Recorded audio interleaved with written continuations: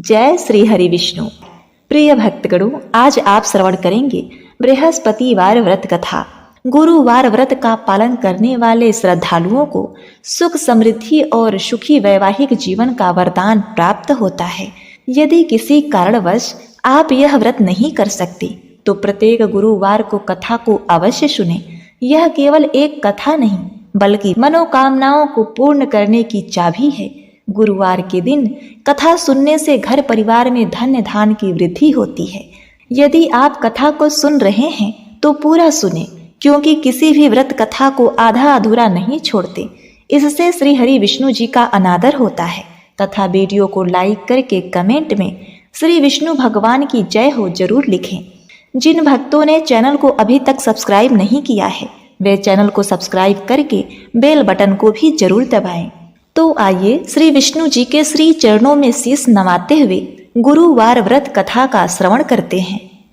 प्राचीन काल में एक ब्राह्मण रहा करता था। वह बहुत ही निर्धन था। उसकी कोई संतान नहीं थी। उसकी स्त्री बहुत ही मलिनता के साथ रहती थी। वह न तो स्नान करती और न ही किसी देवी देवता का पूजन करती। इससे ब्राह्मण देवता बहुत ही दुखी थे। बेचारे बहुत कुछ कहते, अपनी स्त्री को बहुत समझाते, किंतु उसका कुछ परिणाम न निकला।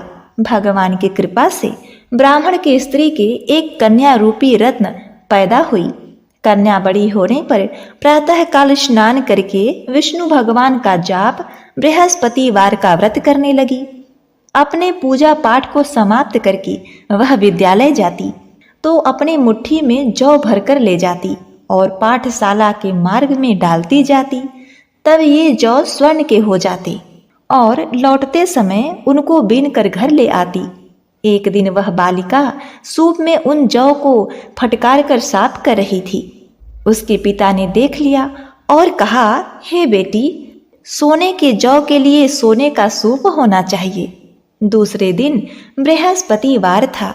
उस कन्या ने व्रत रखा और बृहस्पति देव से प्रार्थना करके कहा, हे प्रभु, मैंने आपकी पूजा सच्चे मन से की है तो मेरे लिए सोने का सूप दे दीजिए। बृहस्पति देव ने उसकी प्रार्थना स्वीकार कर ली। रोजाना की तरह वह कन्या जौ फैलाती हुई अपने विद्यालय जाने लगी। जब लौटकर जौ बीन रही थी तो बृहस्पति देव जी की कृपा से सोने का सूप मिला। उसे वह घर लेके आई और उसमें जौ साफ करने लगी, परंतु उसकी माँ का वही ढंग रहा। वह न तो नहाती, न तो पूजा पाठ करती और न ही शुद्धता से रहती। ऐसे ही एक दिन की बात है, वह कन्या सोने के सूप में जौ साफ कर रही थी। उस समय उस राज्य का राजकुमार वहां से घोड़े पर सवार होकर कहीं जा रहा था। इस कन्या के रूप और कार्य को देखकर वह मोहित हो गया तथा अपने राजमहल जाकर भोजन तथा जल त्याग करके उदास होकर लेट गया। राजा को जब इस बात का पता चला तो वह अपने मंत्री के साथ उसके पास गए और बोले, हे पुत्र, तुम्हें किस बात का कष्ट है? किसी ने अपमान किया है अथवा क्या कारण है? कहो, मैं वही कार्य करूंगा जिससे तुम्हें प्रसन्नता हो। अपने पिता की बात सुनकर राजकुमार ने कहा कि हे पिताजी, मुझे आपकी कृपा से किसी बात का कोई दुख नहीं है। किसी ने मेरा अपमान नहीं किया है, परंतु मैं एक लड़की से विवाह करना चाहता हूँ जो सोने के सूप में जौ साफ कर रही थी। यह सुनकर राजा आश्चर्य में पड़ गया और बोला, हे पुत्र, इस तरह की कन्या का पता तुम ही लगाओ। मैं उसके साथ तेरा विवाह अवश्य ही करवा दूंगा। राजकुमार ने उस लड़की के घर का पता अपने पिता को बताया। मंत्री उस लड़की के घर गए और ब्राह्मण देवता को सभी हाल बताया। ब्राह्मण देवता राजकुमार के साथ अपनी कन्या का विवाह करने के लिए तैयार हो गए तथा विधि विधान के साथ शुभ मुहूर्त में ब्राह्मण की कन्या का विवाह राजकुमार के साथ हो गया। अब कन्या विदा होकर अपने घर अर्थात राजमहल में चली गई। कन्या के घर से जाते ही पहले की भांति उस ब्राह्मण देवता के घर में गरीबी का निवास हो गया।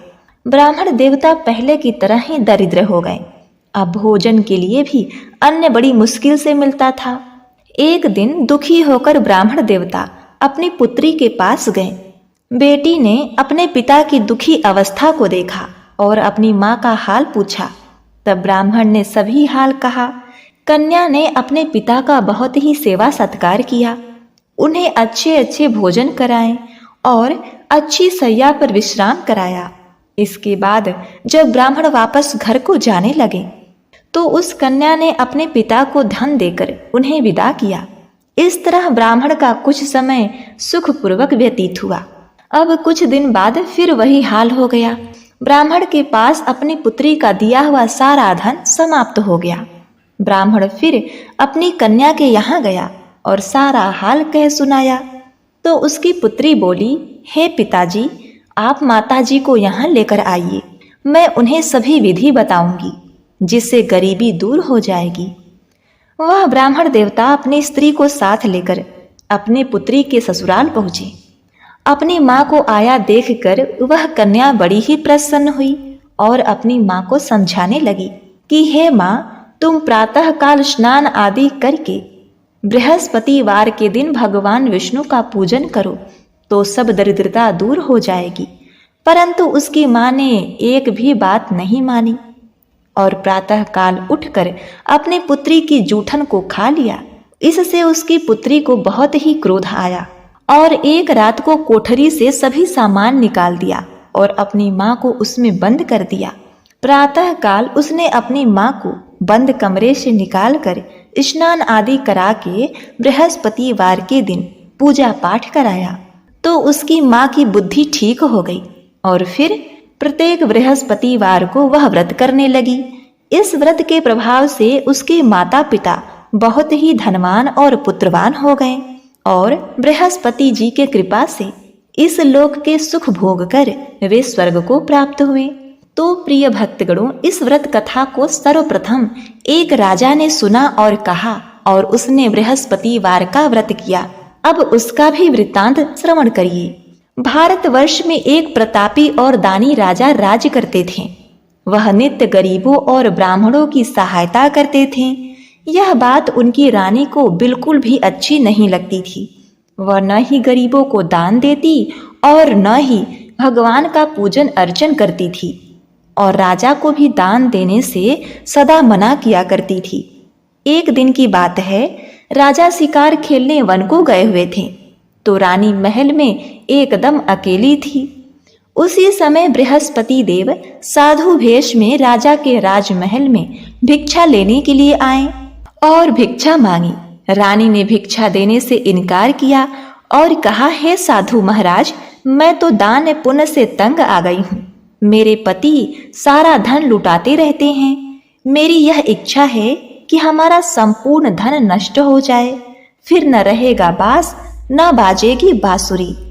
साधु ने कहा, हे देवी, तुम तो बड़ी ही विचित्र हो। धन संतान तो सभी चाहते हैं, पुत्र और लक्ष्मी तो पापी के घर भी होनी चाहिए। यदि तुम्हारे पास अधिक धन है तो भूखों को भोजन कराओ, प्यासों के लिए प्याऊ बनवाओ, मुसाफिरों के लिए धर्मशालाएं खुलवाओ और निर्धन कुंवारी कन्याओं का विवाह कराओ। ऐसे कई काम हैं जिनके करने से तुम्हारा यश लोक परलोक में फैलेगा। परंतु रानी पर बृहस्पति देव के उपदेश का कोई प्रभाव न पड़ा। वह बोली, महाराज, आप मुझे कुछ न समझाइए। मैं ऐसा धन नहीं चाहती जो हर जगह बांटती फिरूं। साधु ने उत्तर दिया, यदि तुम्हारी ऐसी ही इच्छा है तो तथास्तु, तुम ऐसा ही करना। बृहस्पतिवार को घर लीप कर पीली मिट्टी से अपना सिर धोकर स्नान करना, भट्ठी चढ़ाकर कपड़े धोना। ऐसा करने से आपका सारा धन नष्ट हो जाएगा। इतना कहकर वह साधु महाराज वहां से अंतर ध्यान हो गए। साधु के अनुसार कई बातों को पूरा करते हुए रानी को सिर्फ 3 बृहस्पतिवार ही बीते थे कि उसकी समस्त धन संपत्ति नष्ट हो गई। भोजन के लिए राजा का परिवार तरसने लगा। तब एक दिन की बात है, राजा ने रानी को कहा, हे रानी, तुम यहीं रहो, मैं दूसरे देश को जाता हूँ, क्योंकि यहाँ पर सभी लोग मुझे जानते हैं, मेरा मान सम्मान है, इसीलिए मैं कोई छोटा कार्य नहीं कर सकता। ऐसा कहकर राजा परदेश धन कमाने के लिए चले गए। वहां वह जंगल से लकड़ी काट कर लाते, शहर में बेचते। इस तरह वह अपना जीवन व्यतीत करने लगे। इधर राजा के परदेश जाते ही रानी और दासी दुखी रहने लगी। एक बार जब रानी और दासी को 7 दिन तक बिना भोजन के रहना पड़ा, तो रानी ने अपनी दासी से कहा, हे दासी सुनो, पास के ही नगर में मेरी बहन रहती है। वह बड़ी ही धनवान है। तुम उसके पास जाकर कुछ ले आओ ताकि थोड़ी बहुत गुजर बसर हो जाए। दासी रानी की बात सुनकर रानी की बहन के पास गई। उसी दिन बृहस्पतिवार का दिन था और रानी की बहन उस समय बृहस्पतिवार व्रत कथा सुन रही थी। दासी ने रानी की बहन को अपनी रानी का संदेश दिया, किंतु रानी की बड़ी बहन ने कोई भी उत्तर नहीं दिया। जब दासी को रानी की बहन की ओर से कोई उत्तर नहीं प्राप्त हुआ तो बहुत ही दुखी हुई और उसे क्रोध भी आया। दासी ने वापस आकर अपनी रानी को समस्त बात कह सुनाई। यह सुनकर रानी ने अपने भाग्य को कोसा। उधर रानी की बहन ने सोचा कि मेरी बहन की दासी आई थी, परंतु मैं उससे नहीं बोली, इससे वह बहुत ही दुखी हो गई। कथा सुनकर और पूजा समाप्त करके वह अपने बहन के घर आई और कहने लगी, हे बहन, मैं बृहस्पतिवार का व्रत कर रही थी। तुम्हारी दासी मेरे घर आई थी, परंतु जब तक कथा होती है तब तक न तो उठते हैं और न ही किसी से बात करते हैं, इसीलिए मैं नहीं बोली। कहो, तुम्हारी दासी मेरे घर क्यों गई थी? रानी बोली, बहन, तुमसे क्या छिपाऊं, हमारे घर में खाने तक को अनाज नहीं है। ऐसा कहते कहते रानी की आंखें भर आईं। उसने दासी समेत पिछले 7 दिनों से भूखे रहने तक की बात अपनी बहन को विस्तार पूर्वक सुना दी। रानी की बहन बोली, देखो बहन, भगवान बृहस्पति देव सबकी मनोकामनाओं को पूर्ण करते हैं। देखो, शायद तुम्हारे घर में अनाज रखा हो। पहले तो रानी को विश्वास नहीं हुआ, पर बहन के आग्रह करने पर उसने अपने दासी को घर के अंदर भेजा तो उसे सचमुच में अनाज से भरा हुआ एक घड़ा मिला। यह देखकर दासी को बड़ा ही आश्चर्य हुआ। दासी रानी से कहने लगी, हे रानी, जब हमको भोजन नहीं मिलता था तो हम व्रत ही तो करते थे, इसीलिए क्यों ना इनसे व्रत और कथा की विधि पूछ ली जाए ताकि हम भी व्रत कर सकें। तब रानी ने अपनी बहन से गुरुवार व्रत के बारे में पूछा। उनकी बहन ने बताया कि गुरुवार के व्रत में चने की दाल और मुनक्का से विष्णु भगवान की केले के जड़ में पूजन करें तथा दीपक जलाएं, व्रत कथा सुने, पीला भोजन ही करें, इससे बृहस्पति देव प्रसन्न होते हैं। व्रत और पूजन विधि बताकर रानी की बहन अपने घर को लौट गई। अब 7 दिन के बाद जब बृहस्पतिवार का दिन आया तो रानी और दासी ने बड़ी ही श्रद्धा भक्ति से व्रत रखा। घुड़साल में जाकर चना और गुड़ लेकर आईं, फिर उससे केले की जड़ तथा विष्णु भगवान की पूजा की। अब पीला भोजन कहाँ से आए, इस बात को लेकर दोनों बहुत ही दुखी थे। चूंकि उन्होंने व्रत रखा था, इसीलिए बृहस्पति देव उनसे प्रसन्न थे। इसीलिए वे एक साधारण व्यक्ति का रूप धारण करके 2 थालों में सुंदर पीला भोजन दासी को दे गए।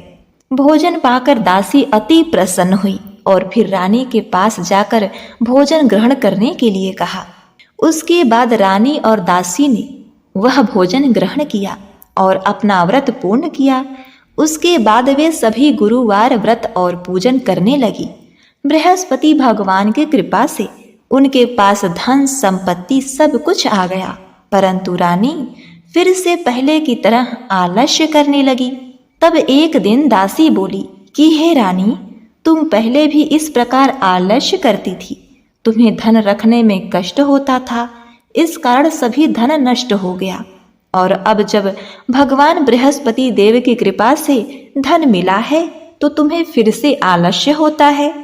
रानी को समझाते हुए दासी आगे कहती है कि बड़ी मुसीबतों के बाद हमने यह धन पाया है, इसीलिए हमें दान पुण्य करना चाहिए, भूखे मनुष्यों को भोजन कराना चाहिए, धन को शुभ कार्यों में खर्च करना चाहिए, जिससे आपके कुल का यश बढ़ेगा, स्वर्ग की प्राप्ति होगी और पितृ प्रसन्न होंगे। दासी की बात मानकर रानी अपना धन शुभ कार्यों में खर्च करने लगी, जिससे पूरे नगर में उनका यश फैलने लगा। अब इधर एक दिन राजा दुखी होकर जंगल में एक पेड़ के नीचे आसन जमाकर बैठे हुए थे। वह अपनी दशा को याद करके अति व्याकुल होने लगे। उस दिन बृहस्पतिवार का दिन था। एकाएक उसने देखा कि निर्जन वन में एक साधु प्रकट हो गए हैं। वह साधु वेश में स्वयं बृहस्पति देव थे। लकड़हारे के सामने आकर बोले, हे लकड़हारे, इस सुनसान जंगल में तू चिंता मग्न क्यों बैठा है? उस राजा लकड़हारे ने दोनों हाथ जोड़कर प्रणाम किया और उत्तर दिया, हे महात्मा, हे गुरुजी, आप सब कुछ जानते हैं, मैं क्या कहूँ?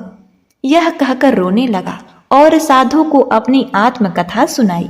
साधु ने कहा, तुम्हारी स्त्री ने बृहस्पति भगवान का निरादर किया है, जिसके कारण रुष्ट होकर उन्होंने तुम्हारी यह दशा कर दी है। अब तुम चिंता को दूर करके मेरे कहने पर चलो, तो तुम्हारे समस्त कष्ट दूर हो जाएंगे और भगवान पहले से भी अधिक धन संपत्ति देंगे। तुम बृहस्पतिवार के दिन कथा किया करो। 2 पैसे के चने मुनक्का लाकर उसका प्रसाद बनाओ। शुद्ध जल के लोटे में शक्कर मिलाकर अमृत तैयार करो। कथा के पश्चात अपने समस्त परिवार और सुनने वाले प्रेमियों में अमृत प्रसाद बांटकर आप भी ग्रहण करो। ऐसा करने से भगवान तुम्हारी सब मनोकामनाएं पूरी करेंगे। साधु के ऐसे वचन सुन के राजा लकड़हारा बोला, हे प्रभु, मुझे लकड़ी बेचकर इतना पैसा नहीं मिलता जिससे भोजन के उपरांत कुछ बचा सकूं। मैंने रात्रि में अपनी स्त्री को व्याकुल देखा है। वह मुझे याद कर रही है। मेरे पास कुछ भी नहीं जिससे मैं उसकी खोज खबर मांग सकूं। साधु ने कहा, हे लकड़हारे, तुम किसी बात की चिंता ना करो। बृहस्पति के दिन तुम रोजाना की तरह लकड़ियां लेकर शहर में बेचने के लिए जाओ। तुमको रोज से 2 गुना धन प्राप्त होगा, जिससे तुम भली भांति भोजन कर लोगे तथा बृहस्पति देव की पूजा का सामान भी आ जाएगा। इतना कहकर साधु वहां से अंतर ध्यान हो गए। धीरे धीरे समय व्यतीत होने पर फिर वही बृहस्पतिवार का दिन आया।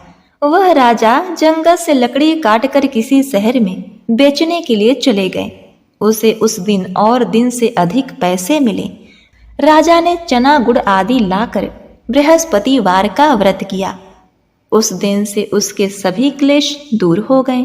परंतु जब दोबारा गुरुवार का दिन आया तो बृहस्पतिवार का व्रत करना भूल गए। इस कारण बृहस्पति भगवान रुष्ट हो गए। उस दिन उस नगर के राजा ने विशाल यज्ञ का आयोजन किया था तथा शहर में एक घोषणा करवा दी थी कि कोई भी मनुष्य अपने घर में भोजन न बनावे, न आग जलावे। समस्त जनता मेरे यहाँ भोजन करने के लिए आएगी। इस आज्ञा को जो नहीं मानेगा उसे फांसी की सजा दी जाएगी। इस तरह की घोषणा संपूर्ण नगर में करवा दी गई।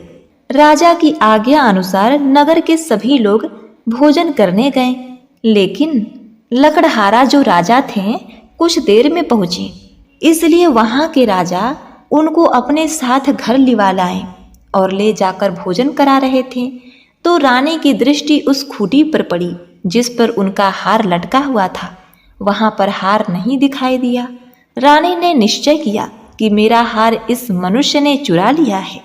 उसी समय सिपाहियों को बुलाकर उसको कारागार में डलवा दिया गया।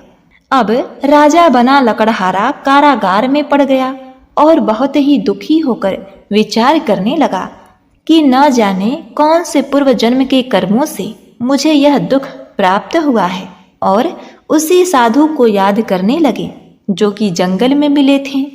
उसी समय तत्काल बृहस्पति देव साधु के भेष में प्रकट हुए और उनकी दशा देखकर कहने लगे, अरे मूर्ख, तूने बृहस्पति देव की कथा नहीं करी, इस कारण तुझे दुख प्राप्त हुआ है। अब चिंता मत कर। बृहस्पतिवार के दिन कारागार के दरवाजे पर 4 पैसे पड़े मिलेंगे। उनसे तू बृहस्पति देव की पूजा करना, तेरे सभी कष्ट दूर हो जाएंगे। अब बृहस्पति के दिन उसे 4 पैसे मिले। लकड़हारे ने कथा कही। उसी रात्रि को बृहस्पति देव ने उस नगर के राजा को स्वप्न में कहा, हे राजा, तूने जिस व्यक्ति को कारागार में बंद किया है वह निर्दोष है, वह किसी अन्य राज्य का राजा है, उसे छोड़ देना। रानी का हार उसी खूंटी पर टंगा है, अगर तूने ऐसा नहीं किया तो मैं तेरे राज्य को नष्ट कर दूंगा। इस तरह रात्रि के स्वप्न को देखकर राजा प्रातः काल उठा और खूंटी पर हार देखकर लकड़हारा राजा को बुलाकर क्षमा मांगी तथा उस लकड़हारा बने राजा को योग्य सुंदर वस्त्र आभूषण देकर विदा किया। बृहस्पति देव के आज्ञा अनुसार वह राजा अपने नगर को चल दिया। राजा जब अपने नगर के निकट पहुंचा तो उसे बड़ा ही आश्चर्य हुआ। नगर में पहले से भी अधिक बाग बागीचे, तालाब, कुएं तथा बहुत सी धर्मशालाएं, मंदिर इत्यादि बनी हुई थी। राजा ने एक व्यक्ति से पूछा, यह किसका बाग और धर्मशाला है? तब नगर के सब लोग कहने लगे, यह सब रानी और दासी के हैं। तो राजा को बड़ा ही आश्चर्य हुआ और उसे क्रोध भी बहुत आया। जब रानी ने यह खबर सुनी कि राजा आ रहे हैं तो उन्होंने दासी से कहा, हे दासी, देख, राजा हमको इतनी बुरी हालत में छोड़कर गए थे।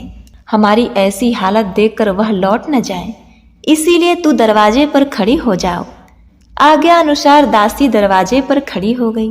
राजा आए तो उन्हें अपने साथ लेकर आई। तब राजा ने क्रोध करके अपनी रानी से पूछा, हे रानी, यह धन तुम्हें कैसे प्राप्त हुआ? तब उन्होंने कहा कि हमें यह सब धन बृहस्पति देव के इस व्रत के प्रभाव से प्राप्त हुआ है। तब राजा ने निश्चय किया कि 7 रोज बाद तो सभी बृहस्पति देव का पूजन करते हैं, परंतु मैं प्रतिदिन दिन में 3 बार कहानी कहूंगा और रोज व्रत किया करूंगा। अब हर समय राजा के दुपट्टे में चने की दाल बधी रहती और दिन में 3 बार बृहस्पति देव की कथा कहता। एक रोज राजा ने विचार किया कि चलो अपनी बहन के यहाँ होकर आते हैं।